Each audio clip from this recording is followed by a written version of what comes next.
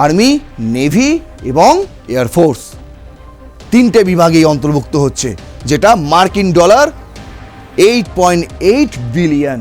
2030-এ আমরা লক্ষ্যমাত্রা রেখেছি আমাদের জিডিপি হবে 7.3 ট্রিলিয়ন মার্কিন ডলার এবং ভারত হবে আমেরিকা চীনের পরেই থার্ড লার্জেস্ট ইকোনমি নিয়ে ভারত 3 নম্বরে অবস্থান করবে।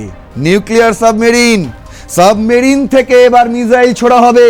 সেই K4 SLBM সফলভাবে পরীক্ষা হয়ে গেল গত 23শে ডিসেম্বর। বলছে এইটা শুধুমাত্র ভারতের যে গর্ব আপনারা দেখছেন তা নয়, এটা হচ্ছে গোটা বিশ্বের জন্য এবং ইন্ডিয়ান ওশিয়ান রিজিয়নের জন্য এটা ভয়াবহ।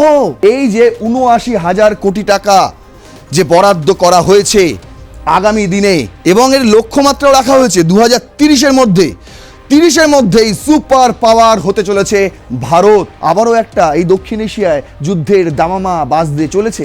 বাংলাদেশ কি আগে ভাগে ভারতকে আক্রমণ করবে এরকম কোনো পরিকল্পনা রয়েছে সেনাপ্রধান ওয়াকারুজ্জামানের? প্রশিক্ষণ এবং তদন্তেও সহায়তা করবে এমন সব ইকুইপমেন্ট এবার পাচ্ছে ভারতীয় সেনা।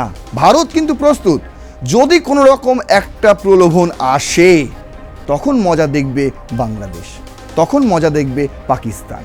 আর চীন যদি আবারও ইনভলভ হয় তাহলে চীনও বুঝতে পারবে এবার ভারত কি জিনিস।